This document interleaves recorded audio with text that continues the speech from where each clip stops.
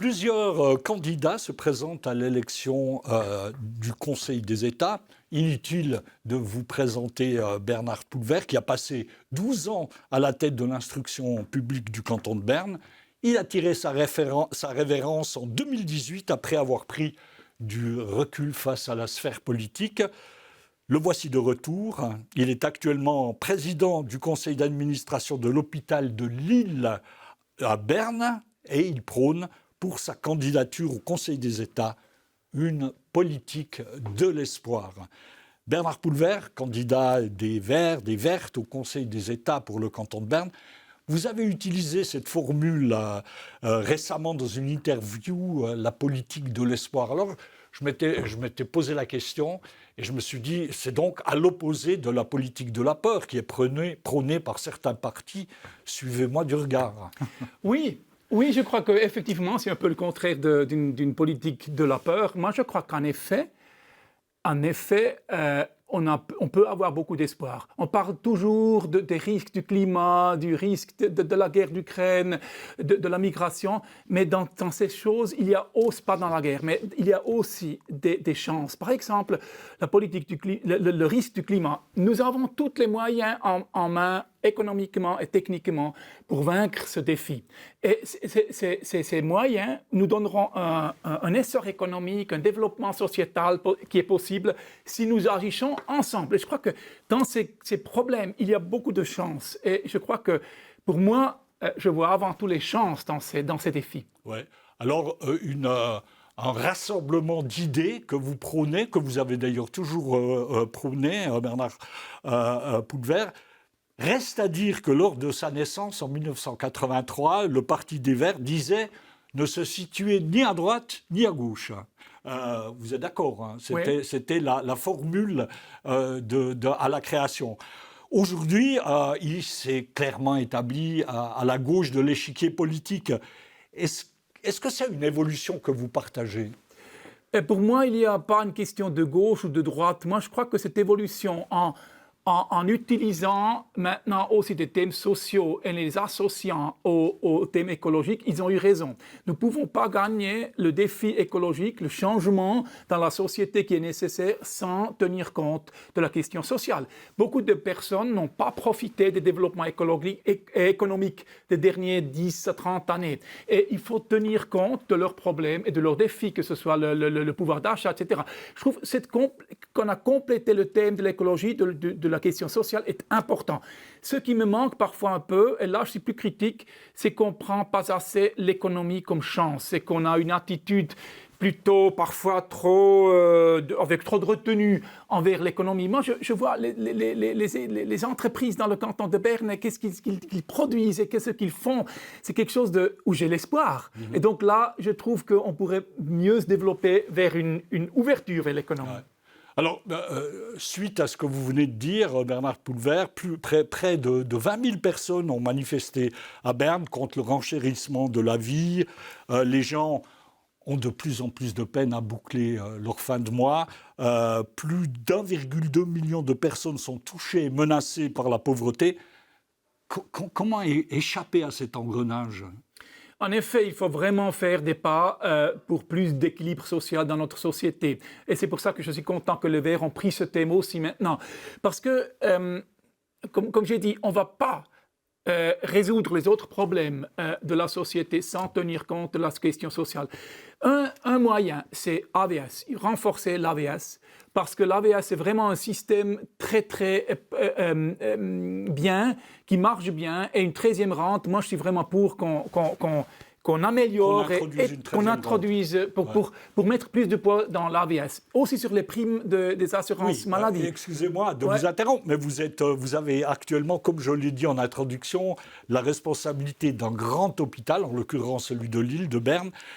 Donc, vous entrevoyez, j'imagine, des solutions au regard de la politique de la santé pour échapper à cette augmentation constante des primes de l'assurance maladie. Oui, et là, on pourrait parler une demi-heure, je veux me retenir. Mais le premier point, c'est vraiment, il y a un problème dans les primes.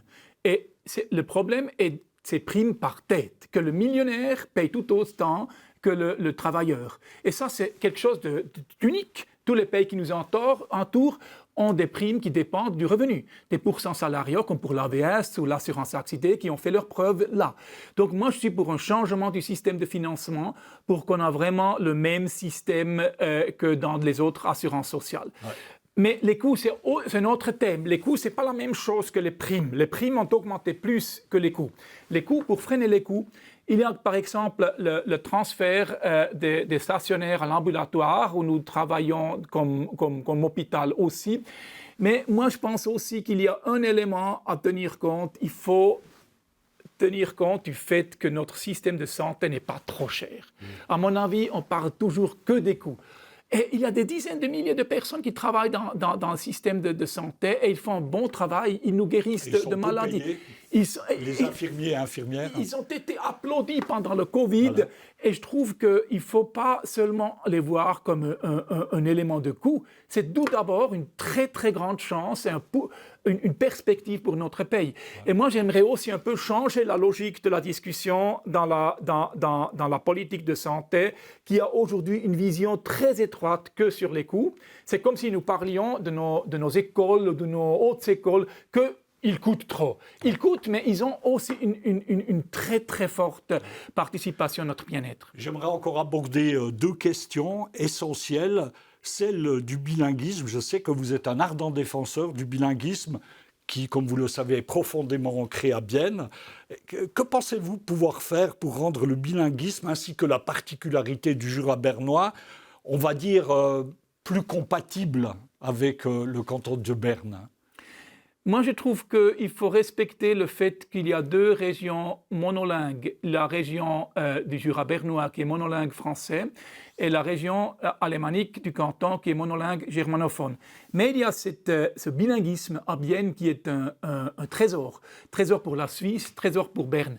Donc moi j'aimerais bien poursuivre aussi ce que Hans Stöckli a fait dans le Conseil des États. Il était un ardent défenseur aussi de ce bilinguisme. Et moi, avec mon expérience d'avoir été enseignant à l'Université de Neuchâtel pendant un certain temps, 12 ans, j'étais très souvent dans le Jura bernois et à Bienne. Moi, j'aimerais prendre ce relais et travailler pour que, aussi au Conseil des États, le canton de Berne joue son rôle en tant que canton qui est aussi un canton roman et pas le plus petit. Ouais. Alors, juste un mot sur vaste domaine, je sais, sur l'écologie. On assiste aujourd'hui à des phénomènes dus au réchauffement climatique que même les scientifiques considéraient comme improbables déjà aujourd'hui. Qu'est-ce que vous comptez faire qu'est-ce que vous comptez proposer si vous êtes élu à la Chambre haute? Qu'est-ce qu'on peut faire? Il y a vraiment une très grande urgence d'agir. Et là, de nouveau, j'aimerais parler de l'espoir.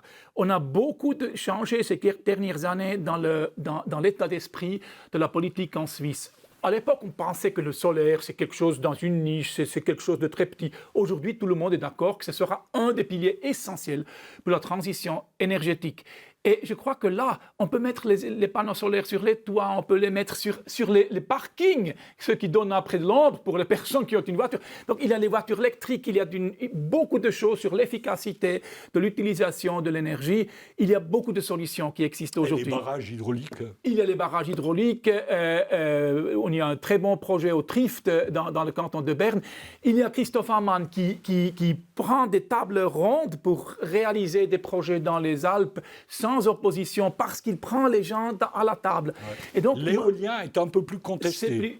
C'est plus complexe et peut-être il faut savoir que dans un pays aussi petit que la Suisse, c'est peut-être pas la piste la plus prometteuse, mais quand même, il y a des endroits où les communes ont voulu créer des éoliennes. Donc il y a tellement de chances, il y a tellement de possibilités.